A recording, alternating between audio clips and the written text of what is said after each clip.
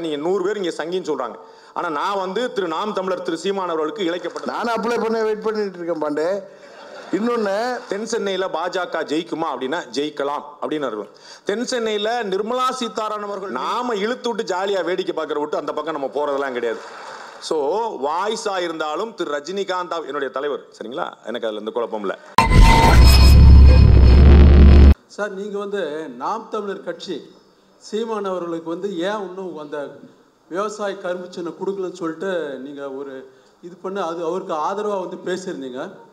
அரசியல் சட்ட திட்டத்தில் வந்து கரெக்டாக இருக்குது. எலெக்ஷன் கமிஷனில் வந்து குறிப்பிட்ட தேதிக்குள்ளே தான் விண்ணப்பிச்சா தான் உங்களுக்கு கொடுக்க முடியும்னு இருக்கு. அது வந்து அவர் பண்ணலை, அந்த தேதியில் வந்து பண்ணலை, அதனால வந்து கொடுக்கல. நான் புரிஞ்சுக்கிட்டேன். நீங்கள் வந்து ஏன் அதை ஆதரிக்கீங்கன்னு ஏன்னா ஒரு பிழைக்கும் ஒரு குற்றத்துக்கும் வித்தியாசம் இருக்குன்னு நான் நினைக்கிறேன். ஒரு காலத்தில் அப்ளை பண்ணலன்னா அது ஒரு mistake, it's not a crime. அவர் வந்து 30 லட்சம் வாக்குகளை வாங்கியிருக்கிறார், 7% வாக்குகளை வாங்கியிருக்கிறார். எனக்கும் அவருடைய கொள்கைக்கும் உடன்பாடு இருக்குதா இல்லையாங்கிற முக்கியம் இல்லை, நியாயமா இல்லையா, இவ்வளவுதான். என் மனசாட்சிக்கு தேர்தல் ஆணையம் எக்ஸஸா பண்ணிருச்சுன்னு எனக்கு தோணுது. நான் அதை வெளிப்படையா சொல்றேன். நீங்க 100 பேர் இங்க சங்கின்னு சொல்றாங்க. ஆனா நான் வந்து திரு நாம் தமிழர் திரு சீமான் அவர்களுக்கு இழைக்கப்பட்டது அநீதி நினைக்கிறேன். எனக்கு எந்த குழப்பமும் இல்லை. சார், அடுத்து வணக்கம் சார். மன்னிக்கிறோம், பாண்டே அவர்கள் சொல்வது எனக்கு அதில் ஒப்புதல் இல்லை. ஏன்னா ஃபர்ஸ்ட் கம் ஃபர்ஸ்ட் பேசிஸ்ன்னு வேற கொடுத்துருக்காங்க. நானும் அப்ளை பண்ண வெயிட் பண்ணிட்டு இருக்கேன் பாண்டே. இன்னொன்று, கர்நாடகாவை சேர்ந்த ஒரு கட்சி சவுத் இந்தியாவில் 3 ஸ்டேட்டில் அந்த சின்னத்தை கேட்டு அவங்க ஃபர்ஸ்ட் கம் ஃபர்ஸ்ட் பேசிஸில் அப்ளை பண்ணப்போ அவங்களுக்கு கொடுத்துருக்காங்க. அதுதான் எனக்கு தெரிந்த. நான் தேர்தல் ஆணையத்துக்கு ஆதரவாக சொல்ல, ஏன்னா உங்களுக்கு தெரியும் தேர்தல் ஆணையத்தால் அதிகம் பாதிக்கப்பட்டவன் நான். ஆனால் உண்மை என்னன்னா, இப்போ தமாகாவுக்கு சைக்கிள் சின்னம் கேட்டு கிடைக்கும்னா அதுக்கு காரணம் தெலுங்கு தேச கட்சி அந்த ஸ்டேட்டில் ஒண்டி தான் இருக்குது, நம்ம கட்சியில் இல்லை. சமாஜ்வாடி கட்சி யூபியில் தான் இருக்குது. இது ஒரு ஆல் இண்டியா பார்ட்டி ஆரம்பித்து 3 ஸ்டேட்டில் எங்களுக்கு வேணும்னு கேட்டதுனால அவங்க கொடுத்துட்டாங்க. இதில் என்ன தவறு இருக்குன்னு எனக்கு தெரியல. வணக்கம் சார். திரு பாண்டே சார், அவங்க சொன்னதா? Yes please. இப்போ ரீசெண்டாக வர ஒப்பீனியன் போல்ஸ் எல்லாம் BJP is doing well. So தமிழ்நாட்டில் இப்போ வந்து அட்லீஸ்ட் 5 சீட்ஸ் வரைக்கும் போவாங்கன்னு சொல்கிறாங்க. ஸோ அதனால் லாஸ்ட் டைம் 4th ஆனுவல் ஃபங்க்ஷன்லேயே நம்ம அன்போல்டு ஓட்ஸை வந்து கான்சன்ட்ரேட் பண்ண சொல்கிற மாதிரி நான் கேட்டேன். அப்போ நீங்கள் சொன்னீங்க அன்போல்டு ஓட்ஸ் இப்போதைக்கு போல் ஆகாதுன்னு. ஸோ இந்த வாட்டி அன்போல்டு ஓட்ஸ் கொஞ்சம் போலானா இந்த ஸ்விங்கி நல்லா வந்து பிஜேபி தமிழ்நாட்டில் 10 சீட்டு கிராஸ் பண்ணணுன்ட்டு என்னுடைய ஆசை, விருப்பம். ஆசிரியரின் கருத்து இது குறித்து. எவ்வளவு சீட்டு வின் பண்ணுங்கிறத நான் சாணக்கியால பிற்பகுதியில் நான் சொல்கிறேன். இந்த நிகழ்ச்சியில் நான் சொல்ல போகிறதில்லை. ஏன்னா அதற்கு வந்து ஒருத்தர் வெற்றி பெறுவாரா மாட்டாரா, எத்தனை சீட் வரும் அப்படிங்கிறதுக்கு 100 காரணங்கள் இருக்குது. நான் ஏற்கனவே சொன்னது போல தென் சென்னையில் பாஜக ஜெயிக்குமா அப்படின்னா ஜெயிக்கலாம் அப்படின்னு இருக்கும். தென் சென்னையில் நிர்மலா சீதாராமன் அவர்கள் நின்றால் பாஜக ஜெயிக்குமானா ஜெயிச்சிடும். தென் சென்னையில் நரேந்திர மோடி அவர்கள் நின்றால் ஜெயிக்குமானா கட்டாயம் ஜெயிக்கும். இவ்வளவுதான் பாயிண்ட். ஒரே தென் சென்னையில பாஜக சார்பா தாமரை சின்னத்துல 3 பேர் நின்றால் 3 விதமான வெற்றி வாய்ப்பு. அவ்வளவுதான் பாயிண்ட். சோ எதிர யார் நிக்கிறாங்கிறது முக்கியம், இங்க யார் நிக்கிறாங்கிறது முக்கியம், கூட்டணி எப்படி அமைதுங்கிறது முக்கியம். இது பல விஷயங்கள் சார்ந்தான்.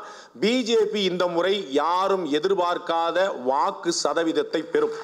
அதுல எந்த குழப்பமும் இல்லை. அது சீட்டா மாறுமா அப்படிங்கிறது இன்னமும் இந்த சின்ன சின்ன குழப்பங்கள் தெளிந்த பிறகு நான் கட்டாயமா சொல்றேன்.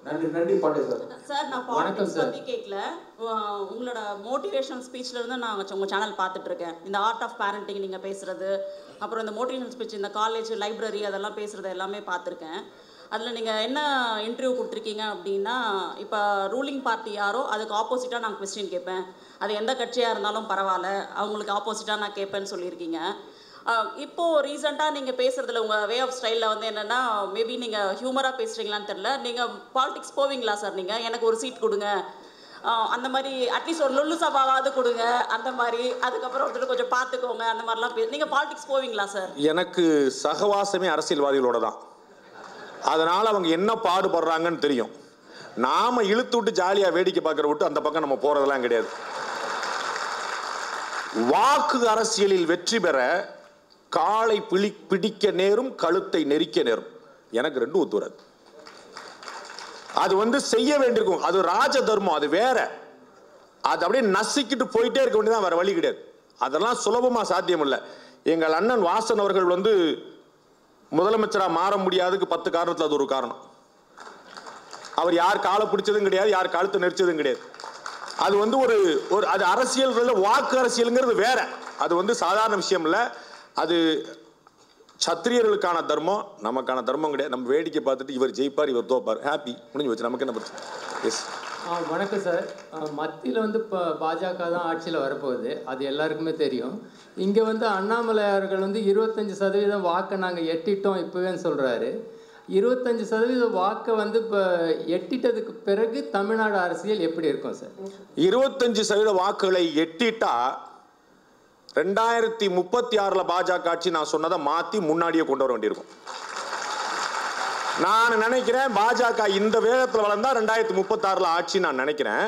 ஆனால் 25% இந்த முறையே வந்துருச்சுன்னா அதற்கு முன்னாடியே வந்துடுறதுக்கான வாய்ப்பு இருக்கு. 25 என்பது கனவாக இருக்கலாம், அது நனவாறதுக்கு ஓட்டு போடணும். கிரவுண்ட் ஒர்க் முக்கியம் மக்களே, கிரவுண்ட் ஒர்க் முக்கியம். உட்கார்ந்த இடத்துல ஓட்டு போடுறதுக்குலாம் இங்கே யாரும் கிடையாது. நீங்க உட்கார்ந்துக்கிட்டே கால் மேல கால் போட்டுட்டு இருந்தா உங்களுக்கு இந்த 20% வந்து நினைக்கவே நினைக்காதீங்க. அவர் உழைக்கிறாரு, நீங்க உழைக்கிறாராம் பாருங்க. எஸ். வணக்கம். எஸ். என் பெயர் பிரேமா. எஸ். இப்போ முன்னாடி கேட்ட கேள்விக்கு தொடர் கேள்விதான் எனக்கு. உங்களோட அண்ணாமலையோட வளர்ச்சியை உங்க மனசு ஏத்துக்க மறுக்குதோ? இந்த ஜோக் வந்து திரு அண்ணாமலை அவர்கள் கேட்டால் ரொம்ப ரசிப்பார். ஏன்னா நேற்று ராத்திரி அவர் எனக்கு மெசேஜ் போட்டிருந்தாரு, நான் பொதுவெளியில் பேசுறதுல தான் சொல்லேன். நேற்று ராத்திரி பேசியிருந்தாரு, brother you are part of my family, I will definitely try to be there அப்படின்னு போட்டிருந்தார். இப்போ நாம் இங்கே பேசிக்கிட்டு இருக்கிற தருணத்தில் அவர் வந்து அங்கே ப்ரெஸ் மீட் கொடுத்துட்டு இருக்கிறார். பேசிக்கிட்டு தருணம் ப்ரெஸ் மீட்டில் இருந்து எனக்கு மெசேஜ் போட்டிருக்காரு, பிரதர் ரொம்ப சாரி என்னால் வர முடியல, my sincere praise I am வாட்சிங் யூ அப்படின்னு போட்டிருந்தார். This is how we relate. நீங்கள் நினைக்கிற மாதிரி வந்து நான் யாரோடையும் தனிப்பட்ட முறையிலேயே யாரோடையும் வந்து இது பண்ணல. அண்ணன் சொன்ன கருத்து இங்கே முரண்பட்டார், பாண்டே சொல்கிற கருத்துல நான் முரண்படுறேன்னு. அண்ணனுடைய கருத்தில் நான் முரண்பட்டு இருக்கிறேன், அதை நான் பின்னாடி சொல்ல போகிறேன். சரிங்களா? எனக்கு வந்து நேர்பட பேசி பழக்கம், நேர்பட பேசி பழக்கம். முகஸ்துதிக்காக நான் வந்து இப்போ நான் சொன்னேன், உங்கள் காதில் விழல. அவர் உழைக்கிறார், நீங்கள் உழைக்கிறீங்களான்னு கேட்டேன். அவர் உழைக்கிறார்னு யாரை சொன்னேன்? உங்களுக்கு ஒரு யோசனை ஓடிக்கிட்டே இருக்குது, இப்படியா இருக்குமோ இப்படி, ஏன்னா பொழுது போல வீட்டில், அதுக்கு நாள் இல்லை. எஸ். வணக்கம். வணக்கம். பாலமுருகன் அவர்கள் மேல்தளத்தில் இருக்கேன். சொல்லுங்க. நீங்க எப்பயும் மேல்தளத்தான இருப்பேன். சொல்லுங்க. உங்களுடைய நேர்மைக்கு எனது பாராட்டுகள். நாம் தமிழருக்கு இணைக்கப்பட்டது அநீதி என்ற நேர்மைக்கு பாராட்டுகள். இப்போ அண்ணன் மரியாதைக்குரிய டிடி அவர்கள் வந்து பதில் சொன்னாங்க. First come first serve. கேள்வி மட்டும்தான். கேள்வி மட்டும். அதுக்கு கேள்விதான், அதுக்கு கேள்விக்கு தான் வரேன். இப்போ வந்து தேர்தல் கலை நிகழ்ச்சி இல்லை, ஆனால் நம்ம ஏற்கனவே பதிவு பண்ணிட்டோம், நம்ம ஏற்கனவே விண்ணப்பிச்சிட்டோம். ஆனால் அந்த திட்டமிட்ட கர்நாடகாவை சேர்ந்த கட்சிக்கு 1 நிமிடம் அவங்க பதிவு செய்த அடுத்த வினாடியிலேயே அவங்களுக்கு கொடுக்கப்பட்டதுங்கிறது உங்களுக்கு எல்லாருக்கும் தெரிஞ்சது. அதை ஒட்டி தான் நீங்கள் சொல்றீங்க. இப்போ நான் கேட்குற கேள்வி, அங்கீகரிக்கப்பட்ட கட்சி என்பது வாக்கு விழுக்காடு 2 நாடாளுமன்ற உறுப்பினர் குறிப்பிட்ட சட்டமன்ற என்று ஒரு விதி இருக்குல்ல, கூட்டணி சேர்ந்து எல்லாரும் வாங்குகிற வாக்கு விழுக்காடு என்ற போது அந்த கட்சி அங்கீகரிக்கப்படுகிறது. அப்ப அந்த கட்சி தனித்து என்றால் வாக்கு விழுக்காடு குறைவாக தான் இருக்கும், அப்ப அது அங்கீகரிக்கப்பட்ட கட்சி ஆகாது.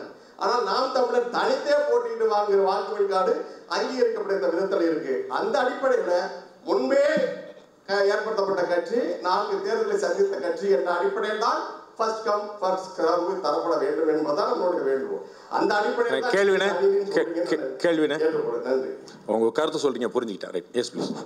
ஹலோ வணக்கம் சார். மேலே பேசுகிறேன். சொல்லுங்க. என் பேர் யோகம் ராஜேஸ்வரன்.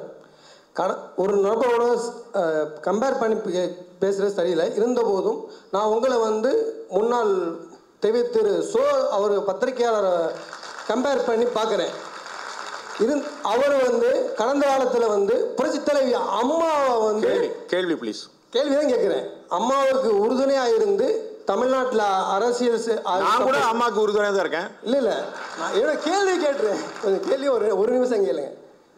இப்போ நான் வந்து மக்கள் செல்வரோட தொண்டன் அந்த முறையில் கேட்குறதுனால கேட்குறேன். அம்மாவுக்கு உறுதுணையாக இருந்து தமிழ்நாட்டில் ஆட்சி அமையத்துக்கு ஒரு பின்புலமாக அவர்கள் இருந்தாங்க. அவரை மாதிரியே நீங்கள் செயல்படும் நேர்மையாக யதார்த்தமாக ஸ்ட்ரெயிட் ஃபார்வர்டாக பேசுகிற நீங்கள் உங்கள் நண்பர் என்று சொல்லும் அம்மாவின் வாரிசாக தரும் மக்கள் செல்வருக்கு ஆட்சியை தமிழ்நாட்டுக்கு அவர் போல் நின்று நீங்கள் பின் நின்று சப்போர்ட் பண்ணுவீங்களா? உங்களுக்கு மாவட்ட செயலாளர் பதவி உறுதி. இல்ல ஆல்ரெடி மாவட்ட செயலாளரா தான் இருக்கேன். உங்க அண்ணன் நோட் பண்ணிட்டார். இல்ல ஆல்ரெடி மாவட்ட செயலாளரா தான் இருக்கேன். நன்றி. அண்ணன் நோட் பண்ணிட்டாரு.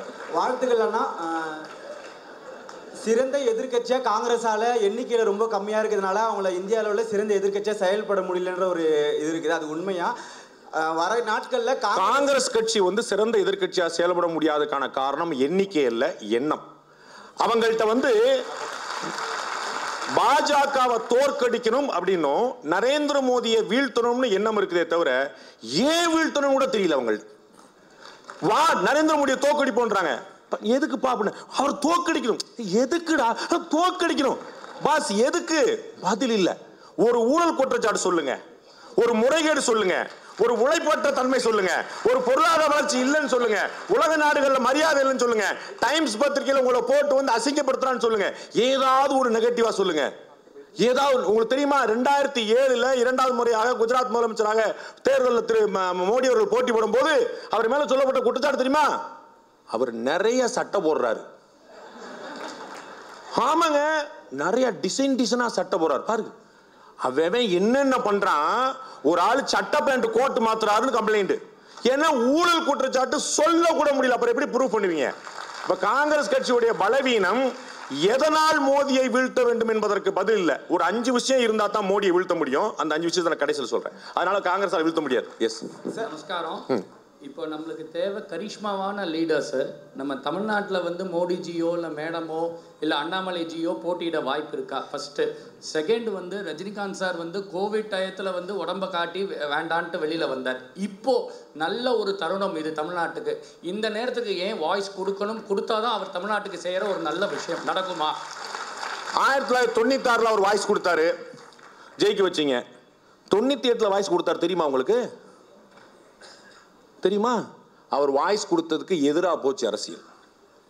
நான் மறந்துடுறோம். நமக்கு சௌரியமான விஷயங்கள் மட்டும். 96 வாய்ஸ் கொடுத்தாரு. அண்ணன் வாசன் அவர்கள் சாட்சி. அவங்க அப்பா திரு மூப்பனார் அவர்களுக்காக தான் அவ்வளவு கொடுத்தாரு. இனிமே மீண்டும் ஒரு முறை ஆட்சி வந்தால் ஆண்டவனால் கூட காப்பாற்ற முடியாதுங்கிறது ஒரு வாசகம் வந்து அப்படி பொறிக்கப்பட்டுச்சு 96. 98 அவர் இன்னொன்னு சொன்னாரு. அது நடக்கல. சோ வாய்ஸா இருந்தாலும் திரு ரஜினிகாந்த் என்னுடைய தலைவர், சரிங்களா? எனக்கு அதுல எந்த குழப்பம் இல்லை. அவராகவே இருந்தாலும் மக்களுடைய கருத்தை பிரதிபலித்தால் தான் வாய்ஸ் எடுபடும். நான் ஒன்னு சொல்றேன், அது எடுபடும். நோ. அப்ப அண்ணன் ரஜினிகாந்த் முதலமைச்சர் எவ்வளவு வருஷம் ஆயிருக்கும்? அவருக்கு அவர் வாய்ஸ் கொடுக்க மாட்டாரா? அது ஒவ்வொருத்தரையும் பிஜேபி தான் கொடுக்கணுமா, காங்கிரஸ் தான் கொடுக்கணும்? அவர் கொடுத்துருவாரு. நான் தான் முதலமைச்சர், வாய்ஸ் கொடுத்துட்டாரு. நீங்களா படக்குன்னு போய் ஓட்டு போட்டுருவீங்க. உங்களை நம்பிலாம் ஓட்டு போட கேட்டு நின்ற முடியுமா? லெப்ட்ல இண்டிகேட்டரை போட்டு ரைட்ல கையை காட்டி ஸ்ட்ரைட்டா போயிட்டு இருக்கிற ஆட்கள் எல்லாம். அதனால வந்து அவருக்கு தெரியும் இந்த சூட்சுமங்கள்லாம் நமக்கு ஒத்து வராதுன்னு. அதனால வந்து விட்டார். ஓகே, கரிஸ்மேட்டிக் லீடர் பத்தி கேட்டீங்க. கரிஸ்மேட்டிக் லீடர் வந்து அவங்களுடைய ஒர்க்லோட நம்ம புரிஞ்சுக்கணும். நான் அறிந்த வகையில் திரு அண்ணாமலை அவர்கள் நிற்பதற்கான வாய்ப்புகள் இருக்கின்றன. பட் வந்து அதை we have to see. ஏன்னா அவங்களுடைய எலெக்ஷன் கமிஷன், அவங்களுடைய சீஃப் எலெக்ஷன் கமிட்டி மீட்டிங் முடிவு பண்ணோம். நிறைய வேலைகள் இருக்கிறதுனால நம்ம எல்லாத்தையும் கொண்டு ஒரே பேஸ்கெட்ல எல்லா முட்டையிலையும் போடாதீங்கன்னு சொல்லுவாங்க. அதனால we have to see. அவருக்கு 2026 நிறைய வேலை இருக்குங்க. நம்ம we can wait and watch.